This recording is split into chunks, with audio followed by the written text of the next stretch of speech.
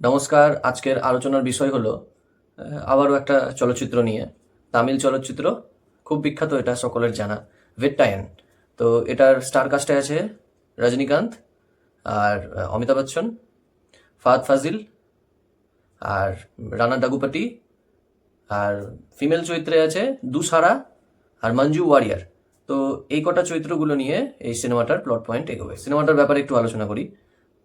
তো চলচ্চিত্রটা রজনীকান্তকে আমরা সাধারণত এতদিন ধরে অন্যরকমভাবে দেখে এসেছি। একটা মাসি নায়ক বা মাসি হিরো।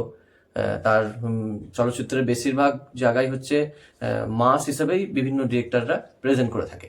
তো মাস শুধু এই ভেট্টায়ন চলচ্চিত্রে রজনীকান্তকে একমাত্র একতরফা মাসি হিরো হিসেবে দেখা যাবে না। এখানে কিছু ক্লাসও আছে, মানে আর্ট। সাধারণত চলচ্চিত্রের মধ্যে কন্টেন্ট বেস যেগুলো চলচ্চিত্র হয় সেটাকেই আর্ট ফিল্মের মধ্যে ধরা হয়, অথবা কোনো তত্ত্বকে উইদাউট মাসি প্রেজেন্টেশন ছাড়া সুন্দরভাবে প্লট পয়েন্টের মাধ্যমে বা কাহিনী বলার মাধ্যমে প্রেজেন্ট যদি করা হয়, তাহলে সেটাকে আর্টের মধ্যে আর্ট চলচ্চিত্র হিসেবে পরিগণিত করা হয়।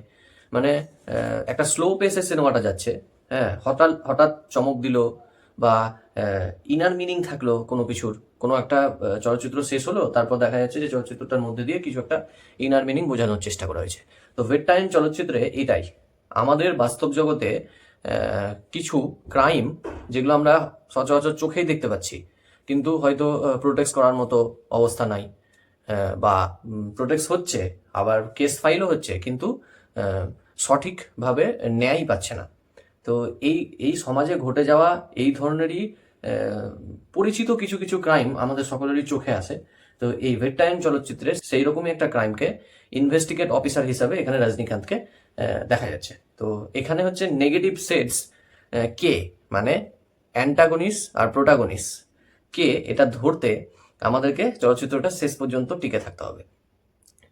তো এখানে অমিতাভ বচ্চনের যে রোলটা দেওয়া হয়েছে সেটা একটা জাজের রোল, সেটাও খুব সুন্দর, মানে দারুণ মানিয়েছে। আর রজনীকান্তকে এটা নতুনভাবে এক্সপেরিমেন্ট করা হয়েছে। সাধারণত এটার এই চলচ্চিত্রের ডিরেক্টর হচ্ছে জয় ভীম পরিচালনা করেছিল, পরিচালক, সেই হচ্ছে এই ভেট্টায়ন মুভির পরিচালক। তো এক কথাই হচ্ছে ডিসেন্ট ওয়াচেবল চলচ্চিত্র একটা। হ্যাঁ, তো আমরা সাধারণত রজনীকান্তকে এতদিন ধরে যা দেখে এসেছি এটা একটু ডিফারেন্ট লাগবে। অনেক সময় রজনীকান্তের বেশ কিছু সিনেমা নিয়ে নানা রকম কথাও হয়, ইয়ার্কি ঠাট্টাও হয়, কিন্তু এইখানে কিন্তু তার প্রেজেন্টেশন অন্যরকমই ছিল। মাস প্রেজেন্টেশন একদম নেই তা নয়, কিন্তু তবুও আর এই বয়সে এসে এই নায়কের অভিনয়ে রোল করা একটা চারটিখানি ব্যাপার নয়। মানে যেভাবে ও প্রেজেন্টেশন দিচ্ছে স্ক্রিনে, মনে হবে যেন এখন বর্তমানে যারা হিরো হয়ে আছে তারা তার কাছে কিছুই না।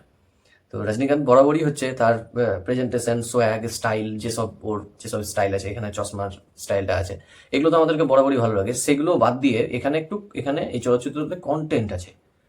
আর আমরা সব পুরো চলচ্চিত্রটাতে ভিলেনকে এটা ধরতেই হচ্ছে আমাদের সিনেমাটা এগোবে। তো এখানে সমাজের একটা গুরুতর বিষয়কে তুলে ধরা হয়েছে, সেটা চলচ্চিত্র দেখলে বোঝা যাবে, সেই বিষয়টা আমি বলছি না। পুলিশ কাস্টাডির মধ্যে কিছু কিছু অনেক সময় এনকাউন্টার হয়। তো এনকাউন্টারের ব্যাখ্যাগুলো এখানে ছোট ছোট বিষয়ে ধরা পড়বে, যে কোন সময় কোনো সময় পুলিশের দ্বারা এনকাউন্টারটা ঠিক ছিল কি ভুল ছিল, এই ব্যাপারগুলো হচ্ছে এখানে সুন্দরভাবে ধরা পড়বে। পুরোটা জানার জন্য এই ভেট্টায়ন মুভিটা দেখতে হবে, দারুণ লাগবে। অ্যাকশন থ্রিলার বললেও চলে, অ্যাকশন তো আছেই, দারুণ অ্যাকশন আছে, কিন্তু একটাই দারুণ ব্যাপার যে আমরা এই চলচ্চিত্রের প্লট পয়েন্টটা বা কাহিনীটা আমরা জানি। মানে পূর্বেও হচ্ছে এই ধরনের, অ্যাকচুয়ালি তো রিভেঞ্জ স্টোরি বললেই চলে, রিভেঞ্জ স্টোরি পূর্বেও হয়েছে, কিন্তু আমি বারবার বলে থাকি যে তামিল চলচ্চিত্রগুলোতে সিম্পল একটা স্টোরি লাইনকে প্রেজেন্টেশনের মাধ্যমে এমন কিছু তৈরি করে দিচ্ছে যে আকর্ষণীয় হয়ে যাচ্ছে। তো রজনীকান্ত আর অমিতাভ বচ্চন স্টারার ভেট্টায়ন মুভি একবার দেখা উচিত, খুব সুন্দর লাগবে। তো আজকের আলোচনা এইটুকুই।